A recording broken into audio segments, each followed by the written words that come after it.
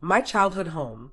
Just saying those words used to fill me with a warmth that spread through my entire being, like sunlight on a spring day. It wasn't grand, not like the sprawling, modern apartment my husband, Joon-ho, and I shared in the city. But it was mine. Every chipped teacup in the kitchen cabinet, every faded photograph on the living room wall, whispered stories of laughter, comfort, and belonging. It was where my parents had built their lives, where I had grown up, scraped my knees, and dreamed impossible dreams. So, when Joon-ho's mother, my mother-in-law, announced she wanted to visit my parents' house, here in our small town, I tried to see it as a good thing, a sign of integration, a step towards understanding. Honestly, I was grasping at straws. My mother-in-law, a woman sculpted from ice and pronouncements, wasn't exactly known for her warmth. But Joon-ho insisted. It'll be good for her, Unjia. She needs to see where you come from. Understand your roots. I spent days preparing, not just cleaning. My mother, bless her heart, had already done that to within an inch of its life. But preparing myself, practicing smiles in the mirror, rehearsing polite conversation starters, trying to anticipate every possible critique. My parents, ever the optimists, were genuinely excited. It's good to welcome family, Unji, my father had said, his voice booming with his usual hearty cheer. We'll show her our hospitality. The morning she arrived was overcast, the sky a heavy, oppressive gray mirroring the knot tightening in my stomach. Joon-ho drove her down, his usual easygoing demeanor replaced with a strained, almost nervous energy. When she stepped out of the car, she surveyed our small, slightly worn house with a look that could curdle milk. No smile, no greeting for my parents who rushed out to welcome her with open arms. Just that look. So, she said, her voice sharp and brittle like winter branches snapping. This is it. It wasn't a question. It was a pronouncement. My mother, ever gracious, tried to offer tea to usher her inside.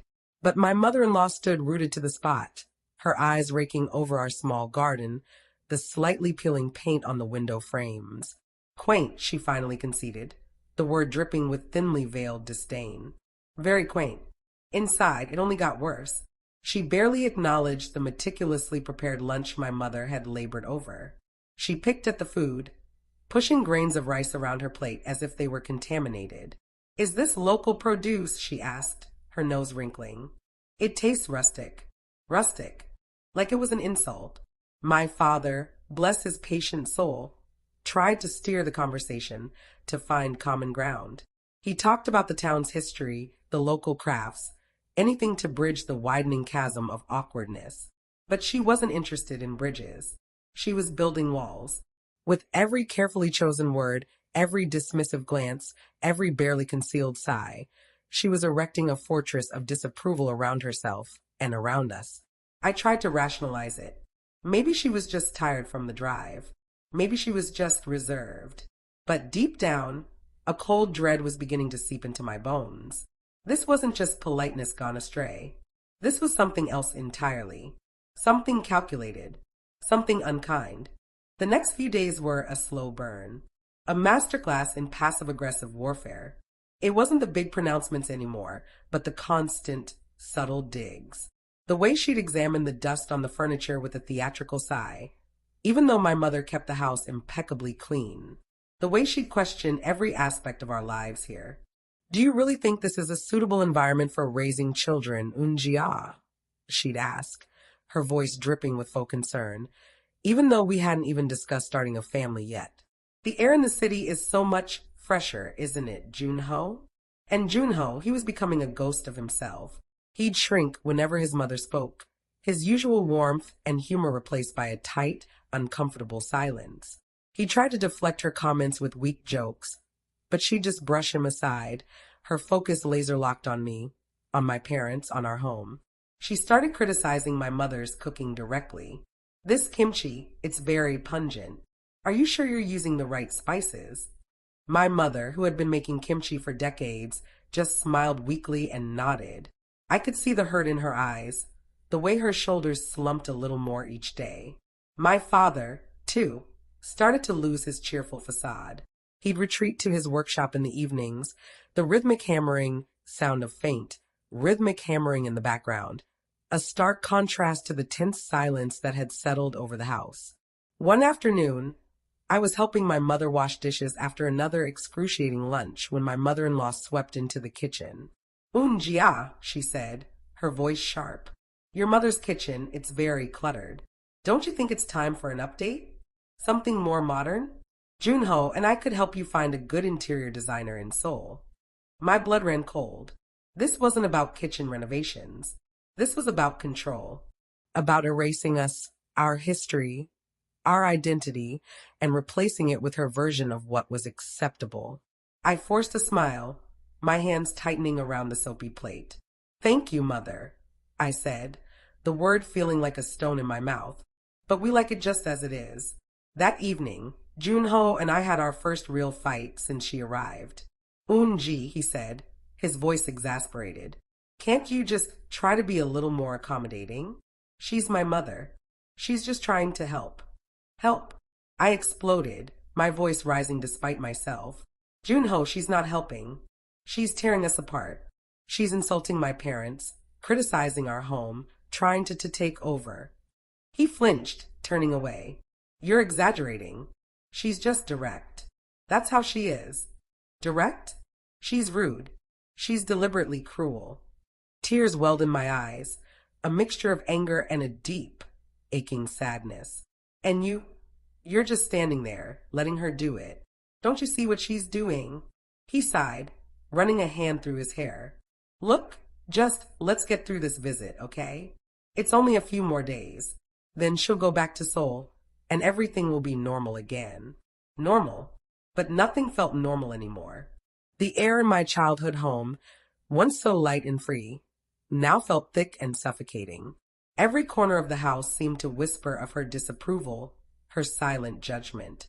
I was starting to feel like a stranger in my own home, surrounded by my own family, yet utterly, devastatingly alone. And Joon-ho, my husband, the man who was supposed to be my partner, my protector, he was becoming an accomplice in this slow, insidious invasion. I felt a chilling premonition, a sense that this visit wasn't just about rudeness. It was about something deeper, something darker, something I couldn't yet grasp, but that was slowly tightening its grip around my heart.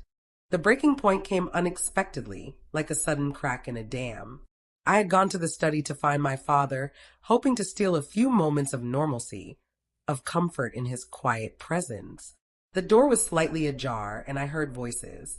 Joon-ho and his mother. I hesitated, about to knock, when I heard my mother-in-law's voice, sharp and cutting, laced with a chillingly triumphant tone I had never heard before.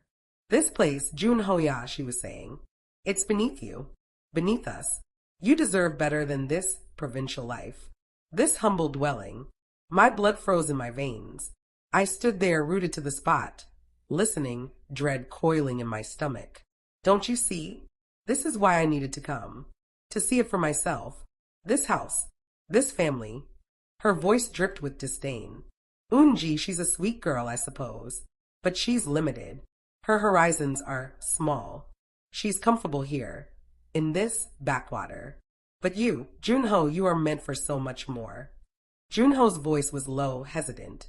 Mother, I don't understand. What are you saying? I'm saying, she hissed, her voice dropping to a conspiratorial whisper, that you are wasting your potential here. Tied to this place. Tied to her. The words hit me like a physical blow. Tied to her. Me. I was the anchor holding him back. I was the obstacle in his path to what? Greatness? His mother's twisted vision of success. Remember your promise, Joon-ho-ya, she continued, her voice hardening. Remember what we discussed. About the family business. About your future. You can't build an empire from here. Empire? Family business? What was she talking about? My mind raced, trying to piece together the fragments of her cruel comments, her manipulative behavior. And then it clicked. The kitchen renovation. The comments about raising children in the city. The constant belittling of my family, my home, my life. It wasn't just rudeness. It was a calculated campaign. a systematic dismantling of my life here to pave the way for something else. Something she wanted. Something Joon-ho was complicit in. I threw the door open, bursting into the study. They both turned, startled, their faces pale. My mother-in-law's eyes widened in cold fury. Joon-ho's were filled with shame, guilt, and something else. Something that chilled me to the bone. Calculation. What are you doing? My mother-in-law demanded, her voice trembling with indignation. I heard you, I choked out, my voice shaking with rage. I heard everything. Beneath you, limited, tied to her? I pointed at myself, tears streaming down my face. Is that what you think of me? Is that what you think of my family? Of my home? She scoffed, rising to her feet. Jia, you're misunderstanding. No, I screamed, cutting her off. I understand perfectly. This whole visit, it wasn't about getting to know us. It was about dismantling us. About convincing Joon-ho to what? Leave me? Leave my family? Leave this place. Joon-ho finally spoke, his voice barely a whisper. Ji, it's not like that. Don't lie to me. I roared, turning on him, the betrayal cutting deeper than any of his mother's insults. Don't you dare lie to me. You knew about this, didn't you? You were in on this. This whole visit was a setup. She came here to assess the damage, to see if I was worth keeping around. He flinched, his eyes darting away from mine. He didn't deny it. His silence was a deafening confession. Years of suppressed frustration, of swallowed hurts, of forced smiles erupted within me. Everything I had tried to ignore, to rationalize, to forgive, came crashing down in a tidal wave of anger and pain. I looked at my husband, the man I had loved, the man I thought I knew, and saw a stranger, a puppet, dancing to his mother's strings. And in that moment, something inside me shattered. The illusion of my marriage, the hope for our future, the warmth of my childhood home, all of it broken irrevocably into a million pieces. I had reached my breaking point. I didn't scream anymore. The rage had burned itself out, leaving behind a cold, hollow ache. I looked at them both, my mother-in-law's face a mask of cold triumph. Joon-ho's a picture of pathetic weakness, and I knew what I had to do. I'm leaving, I said, my voice surprisingly calm, even to my own ears. I'm leaving now. My mother-in-law actually smirked. Leaving? Where do you think you're going to go? Jia. Back to your parents. Quaint little house. I ignored her, my gaze fixed on Joon-ho. I'm done, Joon-ho. Done with your mother's manipulations. Done with your spinelessness.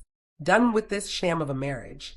He finally found his voice, a desperate, pleading tone creeping in.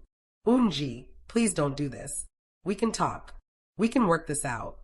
Work this out. I laughed, a bitter, humorless sound. There's nothing to work out, Joon-ho. You chose her.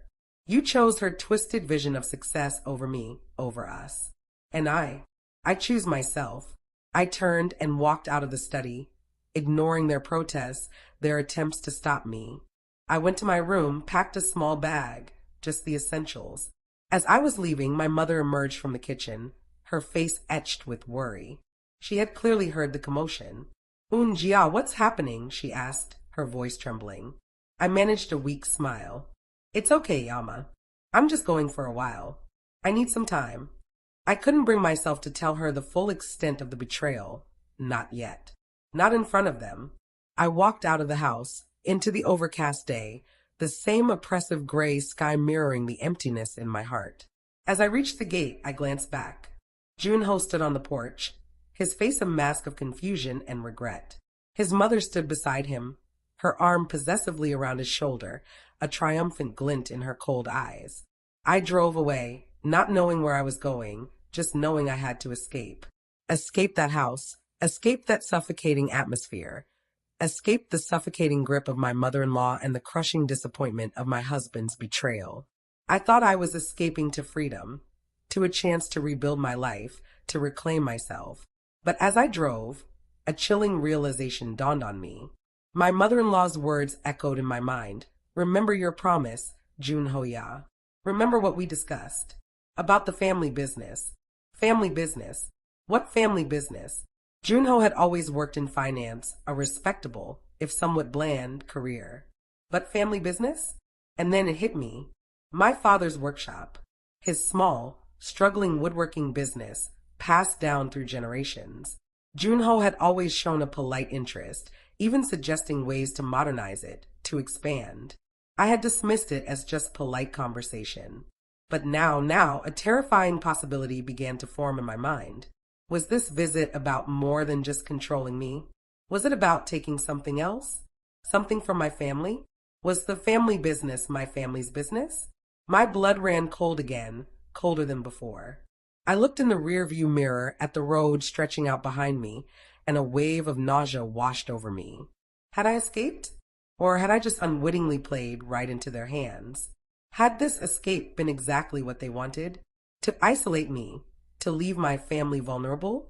The quaint little house, my childhood haven, suddenly felt less like a refuge and more like a target. And the warmth of memory was replaced by a chilling premonition. My nightmare, I realized with a sickening lurch, might have just begun.